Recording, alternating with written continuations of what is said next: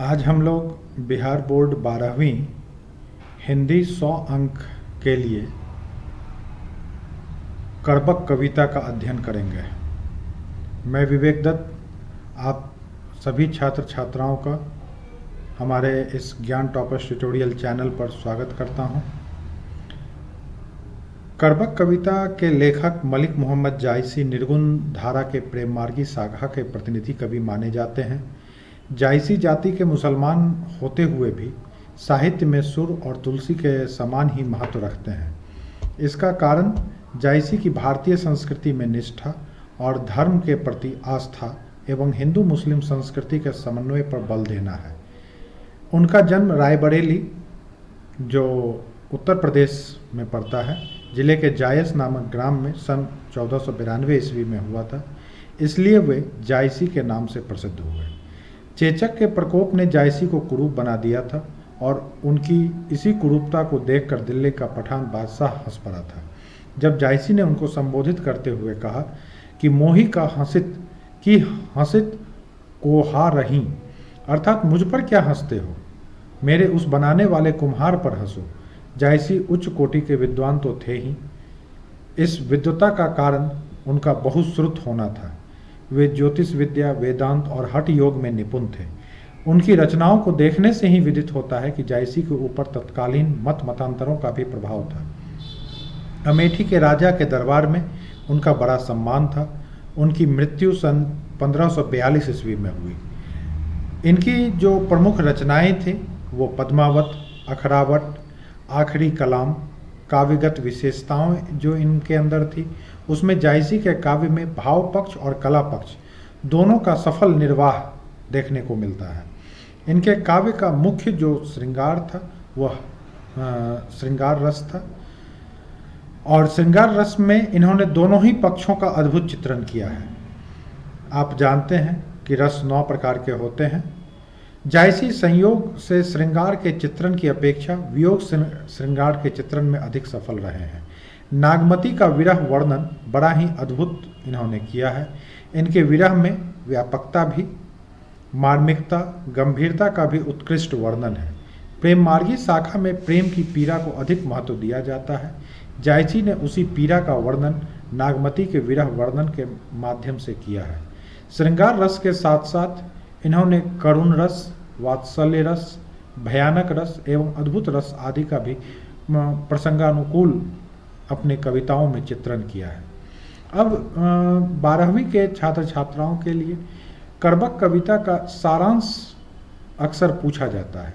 यह सारांश को भी हमने अपने इस पाठ में संयोजित किया है। तो कर्बक कविता का यदि सारांश पूछा जाए तो सारांश हम लोग कहाँ से लिखना शुरू करेंगे? तो सारांश हम लोग लिखना शुरू करेंगे यहाँ प्रस्तुत दोनों कर्बक मलिक मोहम्मद जायसी के महाकाव्य पद्मावत के क्रमशः प्रारंभिक और अंतिम छंदों से लिए गए हैं। प्रारंभिक स्तुति खंड से उद्धृत प्रथम कर्बक में कवि और काव्य की विशेषताएं निरूपित करते हुए दोनों के बीच एक अद्वैत की व्यंजना की गई है। इसमें कवि एक विनम्र स्वाभिमान से अपनी रूपहीनता और एक आँख के अंधेपन को प्राकृतिक दृष्टांतों द्वारा महिमा मंडित करते हुए रूप को गौण तथा गुणों को महत्वपूर्ण बताते हुए हमारा ध्यान आकर्षित किया है। कवि ने इस तथ्य को प्रस्तुत किया है कि उनके इन्हीं गुणों के कारण ही पद्मावत जैसे मोहक काव्य की रचना संभव हो सकी। द्वितीय कर्बक उपसंहार खंड से उद्धृत है, जिसमें कवि द्वारा अपने काव्य और उसकी कथा सृष्टि का वर्णन है। वे बताते हैं कि उन्होंने इसे गाढ़ी प्रीति के नयन आँख जल में भिगोई हुई रक्त की लेई लगाकर जोड़ा है।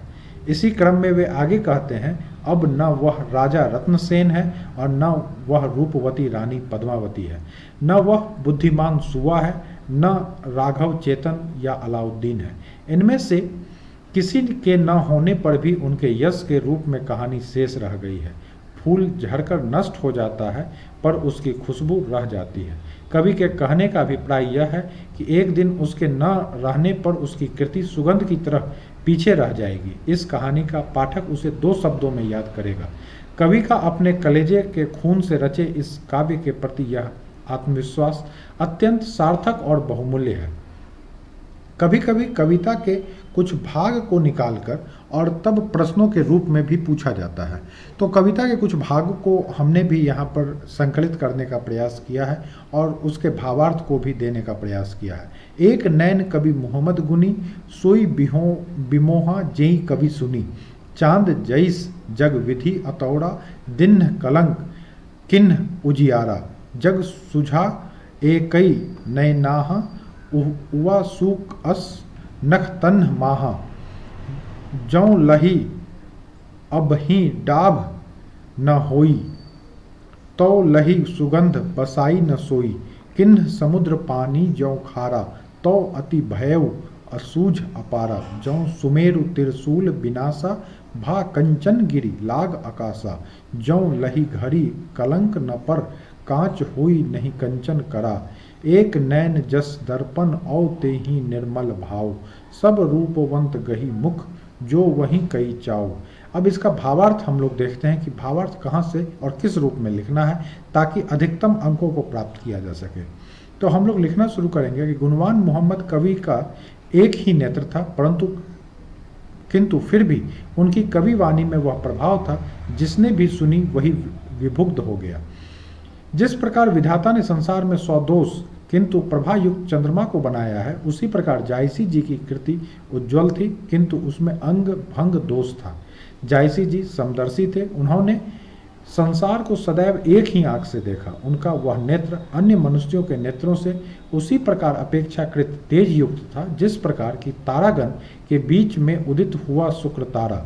जब तक आम्र फल में डाब काला धब्बा जिसको कोयलिया नहीं होता है, तब तक वह मधुर सौरभ से सुवासित नहीं होता।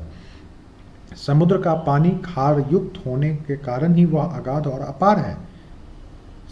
सारे सुमेरु पर्वत के स्वर्णमय होने का एकमात्र यही कारण है कि वह शिव त्रिशूल द्वारा नष्ट किया गया, जिसके स्पर्श से वह सोने का हो गया। जब तक घड़िया अर्थात सोना गलाने के पात्र में कच्चा सोना गलाया नहीं जाता, तब तक वह स्वर्ण कला से युक्त अर्थात चमकदार नहीं होता। जायसी अपने संबंध में गर्व से लिखते हुए कहते हैं कि वे एक नेत्र के रहते हुए भी दर्पण के समान निर्मल और उज्ज्वल भाव वाले हैं। समस्त रूपवान व्यक्ति उनका पैर पकड़कर अधिक उत्साह से उनके मुख की ओर देखा करते हैं, यानी उन्हें नमन करते हैं। अब इसका नोट हमने एक अलग से लिख दिया है इस भावार्थ के बाद। कहते हैं कि जायसी बाईं आंख के अंधे थे, यह एक अंग दोष था, किंतु जायसी जी ऐसा मानने से इनकार करते हैं। जग सूझा ऐने कई नाहा, उवाउ सुख जस नख तन्ह माहा आदि अनेक उक्तियों से वह अपने पक्ष की पुष्टि करते हैं। आशय है अंगहीन होने पर भी गुणी व्यक्ति सदैव पूजनीय होता है।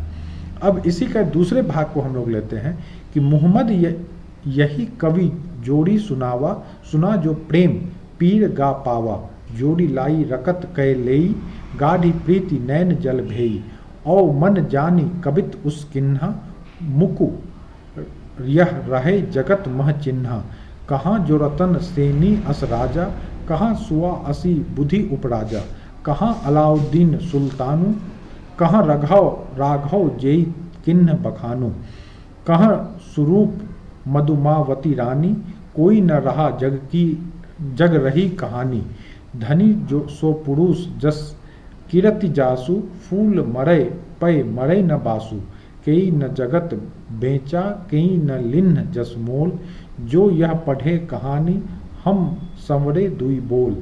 अब इसका भावार्थ हम लोग लिखते हैं कि मोहम्मद जायसी कहते हैं कि मैंने इस कथा को जोड़कर सुनाया है, जिसने भी इसे सुना उसे प्रेम की पीड़ा प्राप्त हो गई। यह कविता को मैंने रक्त की लेई लगाकर जोड़ा है, गाढ़ी प्रीति को आंसुओं से भिगो कर गीली किया है। मैंने यह विचार करके निर्माण किया है कि यह शायद मेरे मरने के बाद संसार में मेरी यादगार के रूप में रहे। यह राजा रत्नसेन अब कहाँ है वह सुआ जिसने राजा रत्नसेन के मन में ऐसी बुद्धि उत्पन्न की, कहाँ है सुल्तान अलाउद्दीन और कहाँ है वह राघव चेतन जिसने अलाउद्दीन के सामने पद्मावती का रूप वर्णन किया, कहाँ है वह लावण्यवती ललना या रानी पद्मावती। कोई भी इस संसार में नहीं रहा, केवल उनकी कहानी बाकी बची है। धन्य वही है जिसकी कीर्ति और प्रतिष्ठा स्थिर है, पुष्प के रूप में उसका शरीर भले ही नष्ट हो जाए, परंतु उसकी कीर्ति रूपी सुगंध नष्ट नहीं होती। संसार में ऐसे कितने हैं जिन्होंने अपनी कीर्ति बेची न हो, और ऐसे कितने हैं जिन्होंने कीर्ति मोल न ली हो। जो इस कहानी को पढ़ेगा हमें 2 शब्दों में याद करेगा। इस तरह से हम लोग इसका भावार्थ लिखेंगे, और भावार्थ लिखने के बाद विभिन्न परीक्षाओं में कर्बक कविता के कुछ प्रश्न और उत्तरों को भी हम लोग देख लेते हैं, जो यह प्रश्न और उत्तर लघु उत्तरीय एवं दीर्घ उत्तरीय प्रश्नों में अक्सर पूछे जाते हैं। इस बार की भी परीक्षा में यह पूछे जाएंगे। जैसे हमने पहला प्रश्न लिया है, कवि ने अपनी एक आंख की तुलना दर्पण से क्यों की है। तो कवि ने अपनी एक आंख की तुलना उत्तर के रूप में हम लोग लिख रहे हैं, तुलना दर्पण से इसलिए की है क्योंकि दर्पण स्वच्छ व निर्मल होता है। उसमें मनुष्य की वैसी ही प्रतिछाया दिखती है जैसे वह वास्तव में होता है। कवि स्वयं को दर्पण के समान स्वच्छ व निर्मल भावों से ओतप्रोत मानता है। उसके हृदय में जरा सी कृत्रिमता नहीं है। उसके मन निर्मल भावों के कारण ही बड़े बड़े रूपवान लोग उसके चरण पकड़कर लालसा के साथ उसके मुख की ओर निहारते हैं। दूसरा प्रश्न हमने यहाँ पर संकलित किया है, पहले कर्बक में कलंक, कांच और कंचन से क्या तात्पर्य है। तो उत्तर के रूप में हमने दिया है कि अपनी कविताओं में कवि जायसी ने कलंक, कांच और कंचन आदि शब्दों का प्रयोग किया है। इन शब्दों की कविता में अपनी अलग अलग विशेषताएं हैं। कवि ने इन शब्दों के माध्यम से अपने विचारों को अभिव्यक्ति देने का कार्य किया है। जिस प्रकार काले धब्बे के कारण चंद्रमा कलंकित हो गया, फिर भी अपनी प्रभा से जग को आलोकित करने का काम करता है, उसकी प्रभा के आगे चंद्रमा का काला धब्बा ओझल हो जाता है। ठीक उसी प्रकार गुणीजन के कृतियों के सामने उनके एकाध दोष लोगों की नज़रों से ओझल हो जाते हैं।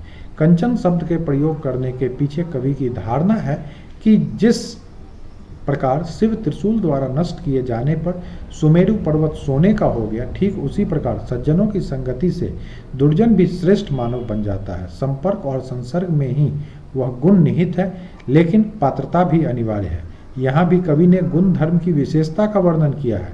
कांच शब्द की अर्थता भी कवि ने अपनी कविताओं में स्पष्ट करने की चेष्टा की है। बिना घड़िया में गलाए कांच असली स्वर्ण को नहीं प्राप्त कर सकता है। ठीक उसी प्रकार इस प्रकार में किसी मानव को बिना संघर्ष, तपस्या और त्याग के श्रेष्ठमा नहीं प्राप्त हो सकती। उपरोक्त शब्दों की चर्चा करते हुए कवि ने लोक जगत को यह बताने की चेष्टा की है कि किसी भी जन का अपने लक्ष्य शिखर पर चढ़ने के लिए जीवन रूपी घड़िया में स्वयं को तपाना पड़ता है, निखारना पड़ता है। उक्त शब्दों के माध्यम से कवि के कहने का तात्पर्य यह है कि गुणी होने के लिए सतत संघर्ष और साधना की जरूरत है। यही एक माध्यम है जिसके कारण जीवन रूपी सुमेरु, चांद या कच्चे सोने को असली रूप दिया जा सकता है।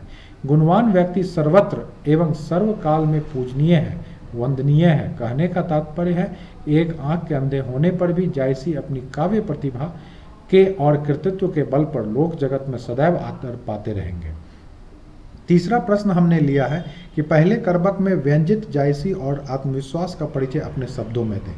तो उत्तर के रूप में हम लोग लिखेंगे, महाकवि मलिक मोहम्मद जायसी अपनी कुरूपता और एक आंख के अंधे होने पर शोक प्रकट नहीं करते हैं, बल्कि आत्मविश्वास के साथ अपनी काव्य प्रतिभा के बल पर लोकहित की बातें करते हैं।